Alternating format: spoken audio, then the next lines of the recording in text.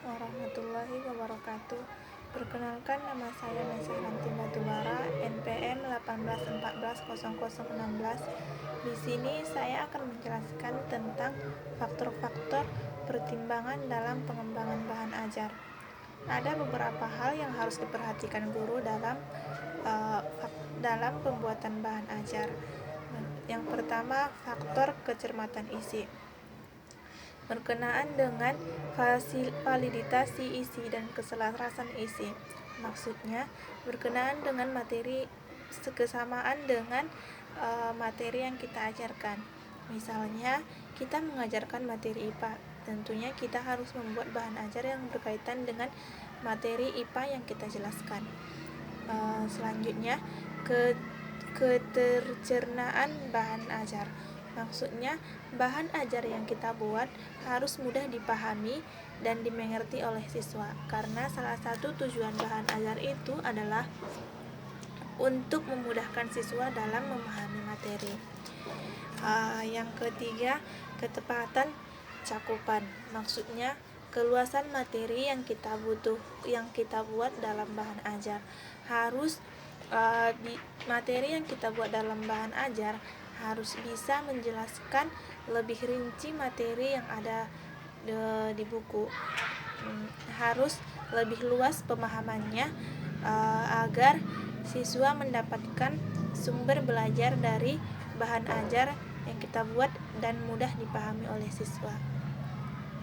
Yang selanjutnya, penggunaan bahasa. Dalam pembuatan bahan ajar, kita harus melihat penggunaan bahasa yang kita gunakan. Misalnya, kemudahan dalam memahami bahasa, pemilihan bahasa, baik katanya, penyusunan kalimatnya, maupun penyusunan paragraf yang kita buat. Selanjutnya, pengemasan. Maksudnya pengemasan, kita harus meletakkan informasi sesuai halaman dan urutan materi yang kita buat. Harus pembuatan materi bahan ajarnya harus sesuai dengan urutan materi yang kita buat, agar siswa mudah memahami bahan ajarnya. Selanjutnya, ilustrasi. Maksudnya ilustrasi dalam bahan ajar yang kita buat,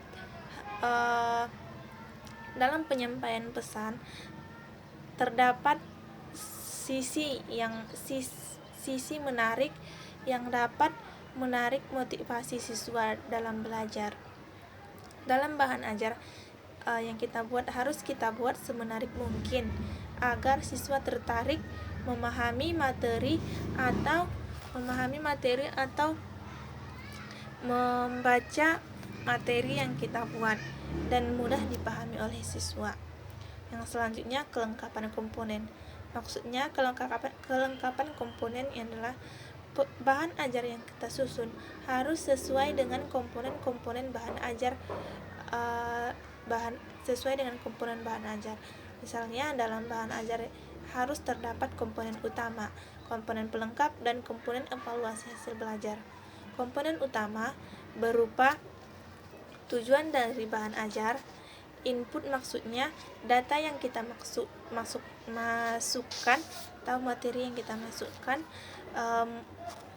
aktivitas dalam belajar mengajar, peran guru maupun peran siswa. Sedangkan komponen pelengkapnya adalah bisa kita buat berupa bahan cetaknya berupa silabus atau bahan bacaan yang harus dibaca siswa. Dan sedangkan non cetaknya bisa berupa video, berupa CD, serta panduan siswa dan panduan guru. Selanjutnya, komponen evaluasi hasil belajar berupa soal-soal evaluasi untuk mengetahui sejauh mana kemampuan siswa setelah kita menjelaskan materi dan membuat bahan ajar yang kita buat. Apakah dengan adanya bahan ajar, siswa mudah memahami materi atau malah sebaliknya. Cukup sekian yang dapat saya sampaikan. Kurang dan lebihnya saya mohon maaf. Assalamualaikum warahmatullahi wabarakatuh.